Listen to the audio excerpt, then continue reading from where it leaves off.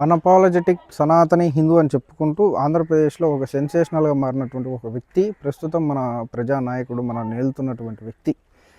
అతను కొన్ని రోజులుగా మనకు కనిపించట్లేదు. అంటే విషయం ఏందనేది తెలియదు కానీ అతను వాస్తవానికి హిందువులకు ఎటువంటి సమస్య వచ్చినా, హిందూ గుళ్ళలో ఏమన్నా జరిగినా కూడా ఫస్టే స్పందిస్తారు. గత ప్రభుత్వంలో ఏమన్నా జరిగితే, గత ప్రభుత్వంలో హిందువులకు ఏమన్నా జరిగితే ఫస్టే స్పందిస్తారు, ఆ ప్రభుత్వాన్ని ఎండగడతాడు. కానీ ఇప్పుడు మొన్న కాశీబుగ్గ ఆలయంలో దాదాపు 9 మంది భక్తులు చనిపోతే ఇంతవరకు అతను స్పందించట్లేదు. రీజన్ ఏందనేది తెలియదు. ఎక్కడ కూడా కనిపించట్లేదు, ఎక్కడ కూడా వినిపించట్లేదు. కానీ ట్వీట్ అయితే చేస్తున్నారు.